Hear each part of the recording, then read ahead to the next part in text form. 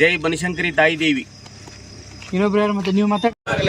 शंभू को शंभू को शंभू को शंभू को सन्मान्य सिद्धरामಯ್ಯ ಸಾಹೇಬರಿಗೆ ಜಯ ಆಗಲಿ. ಮಾನ್ಯ ಮುಖ್ಯಮಂತ್ರಿಗಳಾದ ಸಿದ್ದರಾಮಯ್ಯ ಸಾಹೇಬರಿಗೆ ಜಯ ಆಗಲಿ. शंभू को शंभू को शंभू को शंभू को सन्मान्य सिद्धरामಯ್ಯ ಸಾಹೇಬರಿಗೆ ಜಯ ಆಗಲಿ. बोलो भारत माता की जय. बोलो भारत माता की जय. ಹಿಂಗ್ ಹಿಂಗ್ ಹಿಂಗ್ ಸರ್.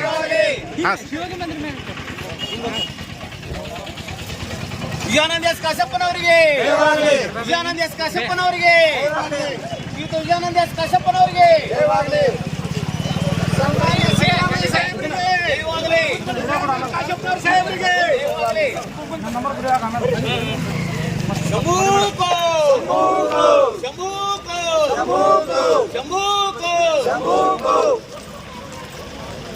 ಜನಪ್ರಿಯ ಮುಖ್ಯಮಂತ್ರಿ ಸಿದ್ದರಾಮಯ್ಯನವರಿಗೆ, ಜನಪ್ರಿಯ ಮುಖ್ಯಮಂತ್ರಿ ಸಿದ್ದರಾಮಯ್ಯನವರಿಗೆ, ಜನಪ್ರಿಯ ಶಾಸಕರಾದ ವಿಜಯಾನಂದ ಕಾಶಪ್ಪನವರಿಗೆ.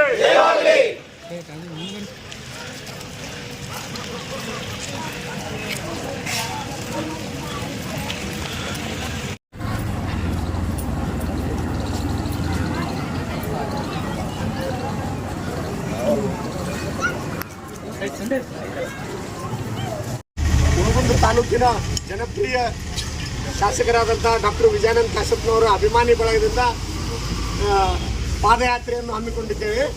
ಇಳಕಲ್ ನಗರದಿಂದ ಕೂಲಿಗೇರಿ ಮಾರ್ಗವಾಗಿ ಗುಡೂರು ಮಾರ್ಗವಾಗಿ ಸಾಯಿ ಮಂದಿರದಲ್ಲಿ ಬಂದು ಈಗ ನಾವು ಇಲ್ಲಿ ಎಲ್ಲರ ಜೊತೆ ಸಾಹೇಬರು ನಮ್ಮನ್ನು ಹುರಿದುಂಬಿಸಿ ಕರ್ಕೊಂಡು ಬಂದಿದ್ದಾರೆ.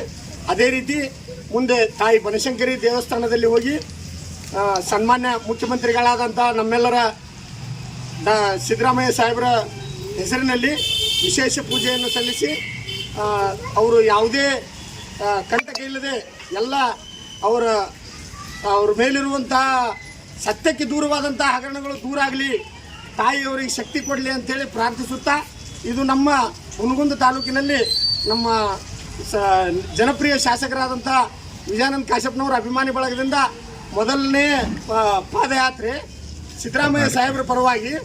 ಇದು ನಮ್ಮ ಸಾಹೇಬರಿಂದ ಪ್ರಾರಂಭ ಆಗೈತೆ ಅಂತಂದ್ರೆ ಇಡೀ ಕರ್ನಾಟಕದಲ್ಲೇ ಏನೈತೆ ಹೆಚ್ಚಿನ ಯಶಸ್ಸನ್ನು ಕಾಣ್ತೀವಿ ಅಂತೇಳಿ ಹೇಳೋಕೆ ಬಯಸ್ತೀನಿ. ನಾನು ಕೆಲವು ಮಾತಾಡ್ತೀನಿ.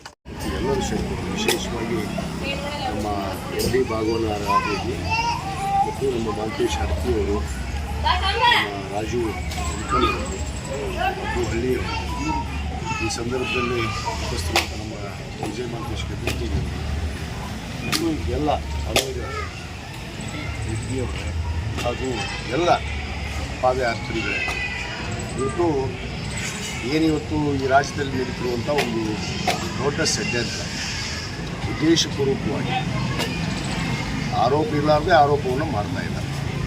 ಯಾವುದೇ ಉರುಳಿಲ್ಲ, ಏನೇ ಒಂದು ಭಾಳ ಸ್ಪಷ್ಟವಾಗಿ ಇವತ್ತು ಮಾನ್ಯ ಮುಖ್ಯಮಂತ್ರಿಗಳಂಥ ಸಿದ್ದರಾಮಯ್ಯವರು, ನಾವು ಮೊನ್ನೆ ಮೈಸೂರಿನಲ್ಲಿ ಏನು ಒಂದು ಬೃಹತ್ ಪ್ರತಿಭಟನೆಯ ಒಂದು ಸಮಾವೇಶವನ್ನು ಇವತ್ತು ನಾವು ಹಮ್ಮಿಕೊಂಡು, ಆ ಸಭೆಯಲ್ಲಿ ಅನೇಕ ಜನ ನಮ್ಮ ನಾಯಕರು ಎಲ್ಲರೂ ಕೂಡ ಭಾಳ ಸ್ಪಷ್ಟವಾದ ಉತ್ತರವನ್ನು ಕೊಟ್ಟಿದ್ದಾರೆ.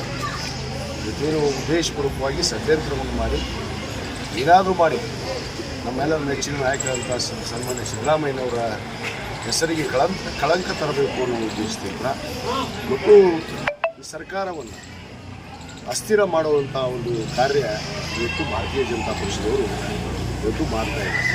ಅದರಲ್ಲಿ ಸಂವಿಧಾನಾತ್ಮಕವಾದ ಒಂದು ಹುದ್ದೆ ನಮಗೆಲ್ಲ ಘನವತ್ತ ನಮ್ಮ ರಾಜ್ಯಪಾಲರು ಇವತ್ತು ಏನು ಮಾಡ್ತಾಯಿದ್ದಾರೆ, ಇವತ್ತು ಒಬ್ಬ ಘನವತ್ತ ರಾಜ್ಯಪಾಲರಾಗಿ ಇವತ್ತು ಒಬ್ಬ BJPಯ ಏಜೆಂಟರಾಗಿ ಇವತ್ತೇನು ಕೇಂದ್ರ ಸರ್ಕಾರದಲ್ಲಿ ಅಧಿಕಾರವನ್ನು ಮಾಡ್ತಿರುವಂಥ ನರೇಂದ್ರ ಮೋದಿಯವರ ಸರ್ಕಾರ ಮತ್ತು ಅಮಿತ್ ಶಾ ಅವರ ಸರ್ಕಾರ ಇವತ್ತು ಸಹಿಸೋಕ್ಕಾಗ್ತಾ ಇಲ್ಲ ಅವರಿಗೆ.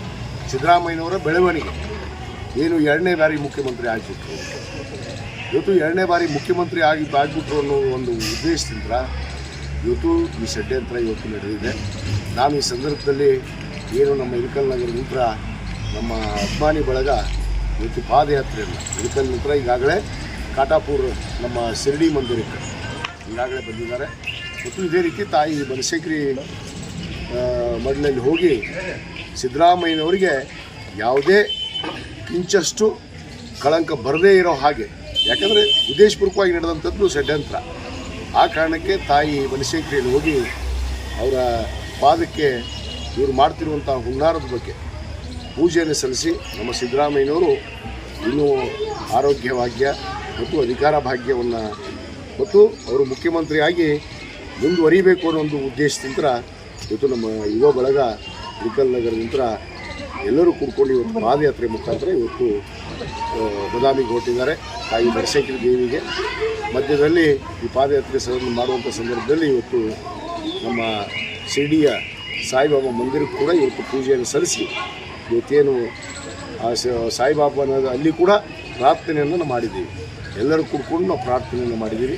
ಇವತ್ತು ಈ ಒಂದು ಕಳಂಕ ಏನು ಗೃಹ ಉದ್ದೇಶದಿಂದ ಏನು ಮಾಡ್ತಿರುವಂಥ ಭಾರತೀಯ ಜನತಾ ಪಕ್ಷಕ್ಕೆ ಆ ಭಗವಂತನೇ ಉತ್ತರ ಕೊಡಬೇಕು. ಯಾಕಂದರೆ ಉತ್ತರವನ್ನು ನಾವು ಕೊಟ್ಟಿದ್ದೀವಿ, ಅದರಲ್ಲಿ ಯಾವುದೇ ಒಂದಿಷ್ಟು ಕೂಡ ತಪ್ಪಿಲ್ಲ, ಭಾಳ ಸ್ಪಷ್ಟವಾಗಿರುವಂಥದ್ದು. ಯಾಕಂದರೆ ಯಾರೇ ಸಂತ್ರಸ್ತರಾಗಲಿ ಸಂತ್ರಸ್ತರಿಗೆ ಪರಿಹಾರವನ್ನು ಸರ್ಕಾರ ಕೊಡಲೇಬೇಕು. ಆ ಒಂದು ನಿಟ್ಟಿನಲ್ಲಿ ತಾಯಿ ನಮ್ಮ ಪಾರ್ವತಮ್ಮ ಸಿದ್ದರಾಮಯ್ಯ ಸಾಹೇಬ್ರವರ ಧರ್ಮ ಪತ್ನಿಯವರು ಇವತ್ತು ಅವರ ಜಮೀನನ್ನು ಕಳ್ಕೊಂಡಿದ್ದಾರೆ, 3.5 ಎಕರೆ ಜಮೀನನ್ನು ಕಳ್ಕೊಂಡಿದ್ದಾರೆ.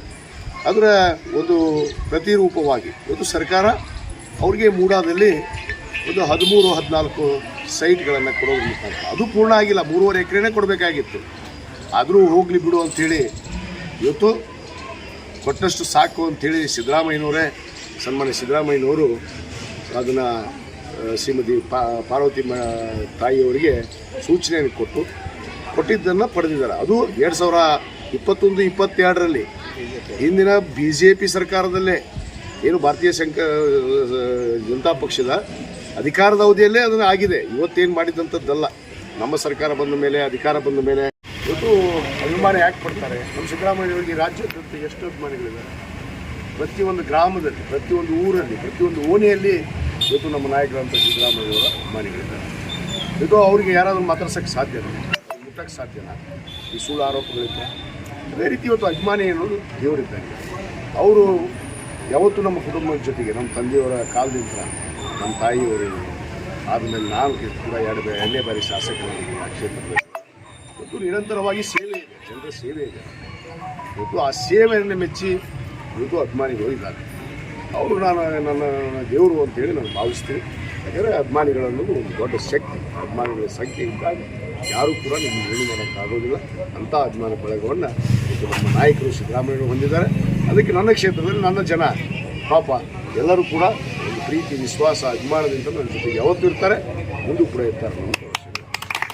ಕೊನೆಯದಾಗಿ ಇದು ಆರೋಪ ಪ್ರತಿಪಕ್ಷ ಮಾಡ್ತಿರೋದು ಕೇಂದ್ರ ಸರ್ಕಾರದ ಷಡ್ಯಂತರ ಅಂತೀರ ಸರ್? ಪಕ್ಕ ಕೇಂದ್ರ ಸರ್ಕಾರ ಅಲ್ಲಾರ್ದು ಇನ್ನೇನು ರೀ, ಒಬ್ಬ ರಾಜ್ಯಪಾಲರು ಹಸ್ತಕ್ಷೇಪ ಮಾಡ್ತಾರೆ. ಒಂದು ಸಾರಿ ಯಾರೋ ಬ್ಲ್ಯಾಕ್ ಮೇಲರ್ ಕಡೆ ಒಂದು ದೂರನ್ನು ತಗೊಂಡು ಮಾಡಿದರು. ಅವನು ಯಾರು? ಅವನು ಬ್ಲ್ಯಾಕ್ ಮೇಲ್ಸ್ ಇಲ್ಲ. ಈಗ ಮಾಡ್ತಾ ಇರೋದು ಅವನು ಬ್ಲ್ಯಾಕ್ ಮೇಲೇ ಇದು. ನಥಿಂಗ್ ಬಟ್ ಇಟ್ ಈಸ್ ಷಡ್ಯಂತ್ರ. ಅದಕ್ಕೆ ಷಡ್ಯಂತ್ರಕ್ಕೆ ಬಗ್ಗೋದಿಲ್ಲ, ನಾವು ಜಗ್ಗೋದಿಲ್ಲ, ಅಂಜೋದು ಅಳ್ಕೋದು ಸಾಧ್ಯನೇ ಇಲ್ಲ. ಇವ್ರು ಏನು ಕಿತ್ಕೊಳ್ತಾರೆ ಕಿತ್ಕೊಳ್ಳಿ, ನೋಡೋಕೆ ನಾವು ಸಜ್ಜ. Okay sir, thank you.